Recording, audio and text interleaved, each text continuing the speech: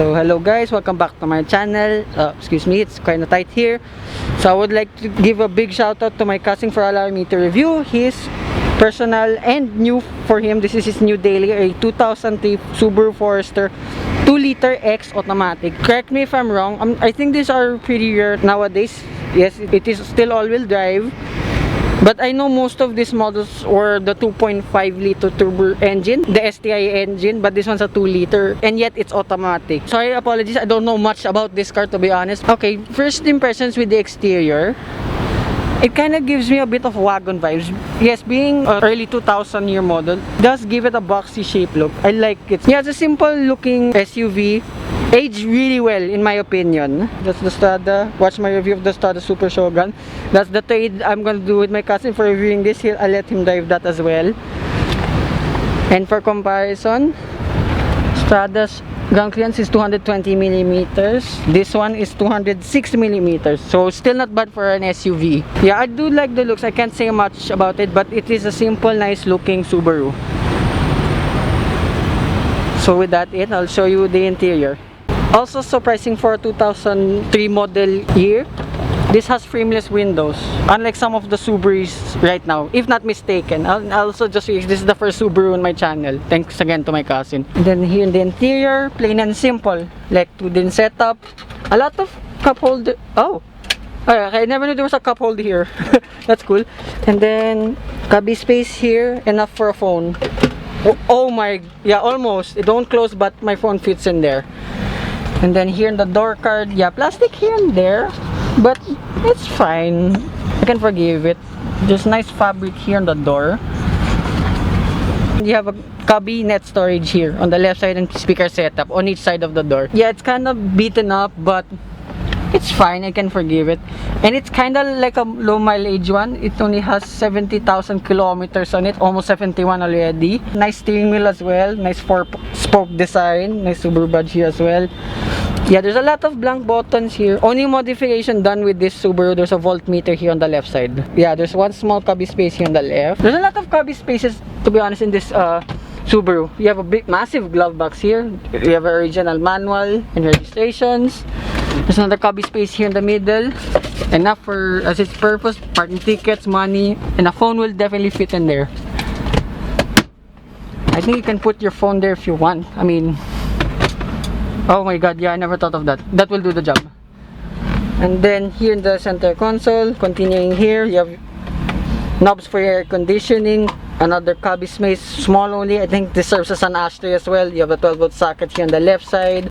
And also I noticed, unlike some cars, I thought it's a continuous knob. No, it stops at certain points to activate. I don't know how to explain it, but as you can see.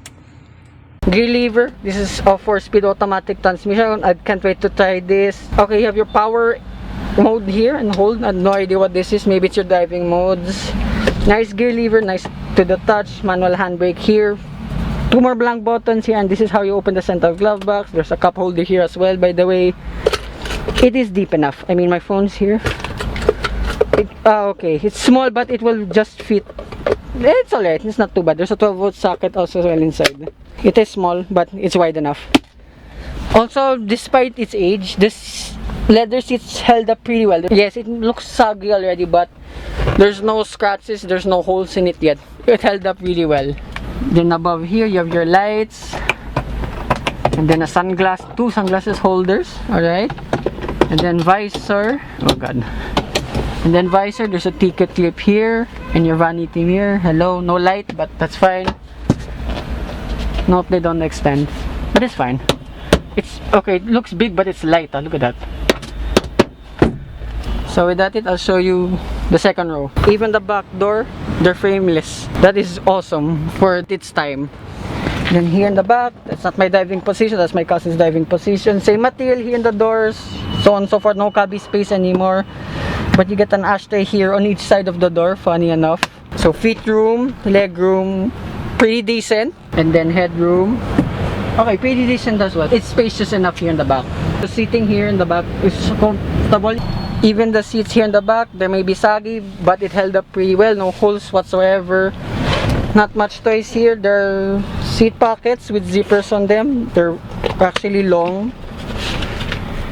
You can fit a lot of stuff in there. That applies for both sides of the seats. Oh, before I forget, you have central armrest on each side of the seat as well.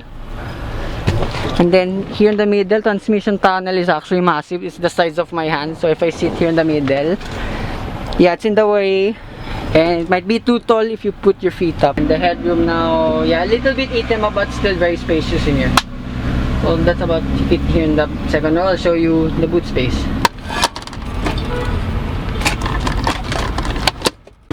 So this is the boot space of the Subaru Forester with the seats up. Oh, oops. There's a tonneau cover for this one, surprisingly. And it's wide, as you can see. With the seats up, you have 387 liters of space. And then when you fold the seats down, it's 1,525 liters of space. So it's pretty spacious for what this is at its time as well. I mean, look, you can fit a lot of stuff here for camping and everything, so on and so forth. And then underneath here, you have a full-size spare wheel. And then not much toys here in the back, apart from 2 cubby spaces on each side. The one on the left is actually bigger. And then you have a 12-volt socket here, and then 2 tied down, and then 2 plastic hooks on each side. It doesn't say how many kilograms it supports, but it's enough for groceries. So with that, I'll show you the engine.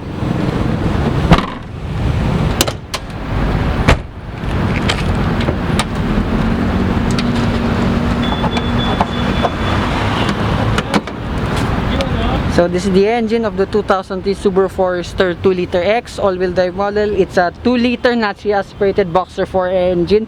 I think it's an E520 model, if not mistaken. Correct me in the comments, please. This one produces 125 horsepower and 184 Newton meters of torque. And it's mated to 4-speed automatic transmission. So I'm very curious on how this performs. And from my cousin's experience, this is not as thirsty as the 2.5-liter turbocharged boxer 4 engine. And also what's interesting with the 2003 Forester in general, this features weight-saving refinements such as the aluminum hood.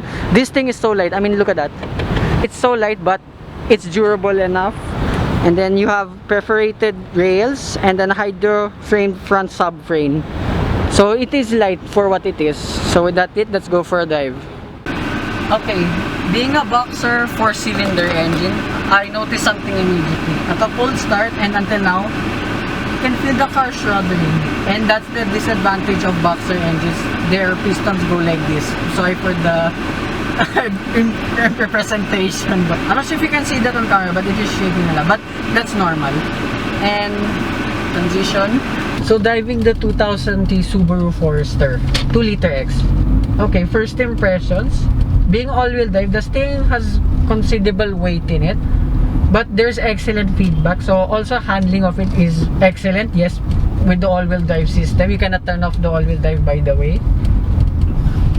And yes, I already made my impressions with the engine. It's quite weird from idle, but that's a characteristic of boxer engines. And then here at the U-turn test in BGC, let's try the turning radius. I'm expecting this to pass. Yep. The handling of this, yeah, despite the heavy steering wheel, it is almost car-like.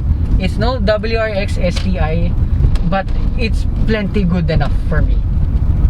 And this 4-speed automatic transmission in this Forester, surprisingly smooth. I think it's a bit geared more for comfort. Not sure with fuel efficiency, just being honest, but it gets the job done for daily use. And also I will test out the acceleration of this. I did also notice something over here.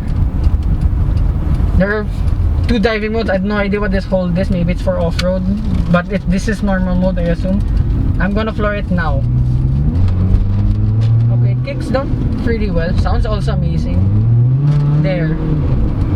It kicks down at a weird time, so there's a little bit of a delay with it, but it's not too bad.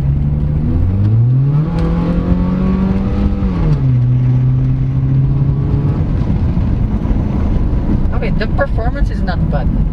0 to 100 kph. This is for the manual, by the way. It's 11.4 seconds. So I'm not sure with this automatic transmission variant. So I assume it's around 12 seconds. But pretty decent enough for everyday use.